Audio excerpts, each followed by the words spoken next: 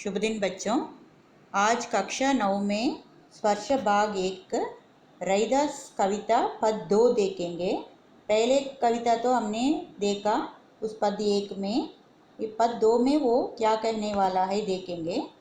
ऐसी लाल तुझ बिन कौन करे, गरीब निवाजो हुसाया मेरा माते छत्रुधरे, जाकी चोती जगत कवु लगो ता पर तुही डरे, निचहु ऊंच करई मेरा गोविंद काहु ते न डरे, नामदेव कबीर त्रिलोचन सदना सेनु तरई, कही रविदासु सुनहु रे संतहु हरि जीवते सबई सरई।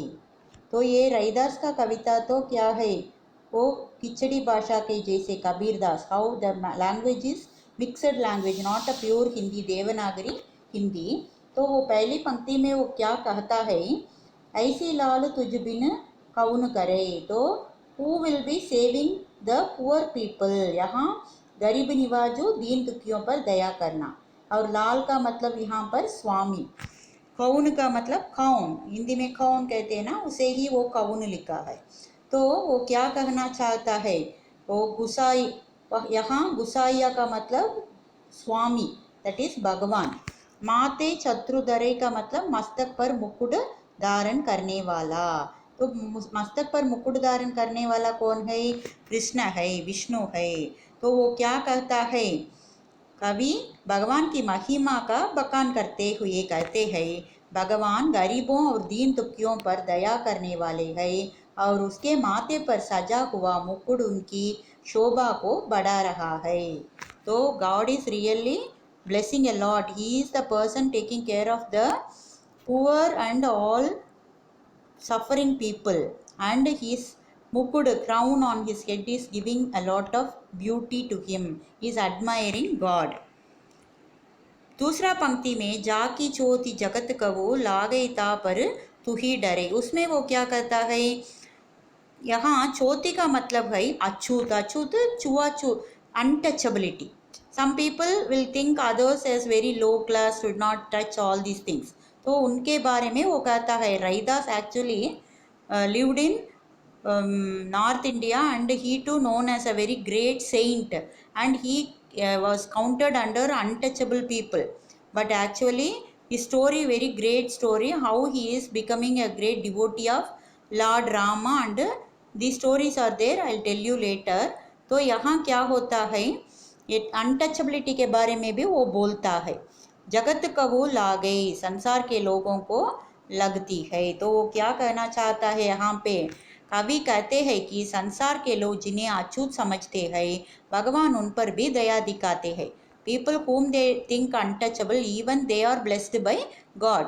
भगवान के छूने से अछूत मनुष्यों का कल्याण हो जाता, क्योंकि भगवान अपने प्रताप से किसी नीच जाति के मनुष्य को भी ऊंचा बना सकता है।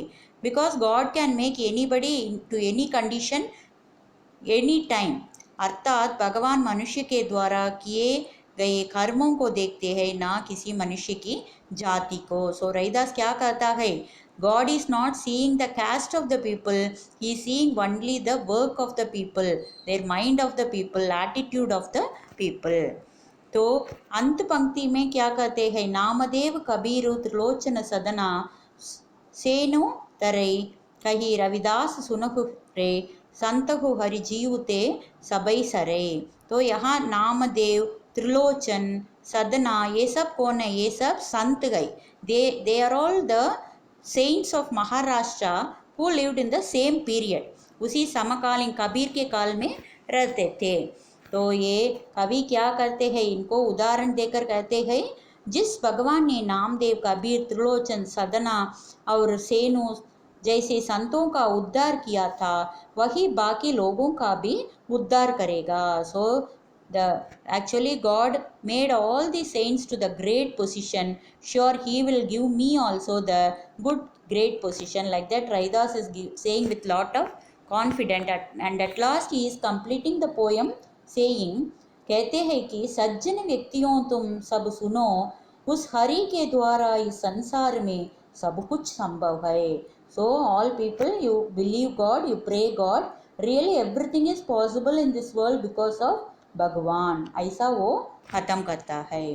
तो इस पद से आप लोगों को क्या मालूम होता है, हमें तो भगवान पर भरोसा रखना चाहिए और भगवान का प्रार्थना करना बहुत ज़रूरी है। अच्छा, तो इस पद को पढ़िए, बुक का एक्सरसाइज करके मीनिंग पढ़ो और क्वेश्चन आंसर बुक में लिखो। अच्छा, शुभ दिन।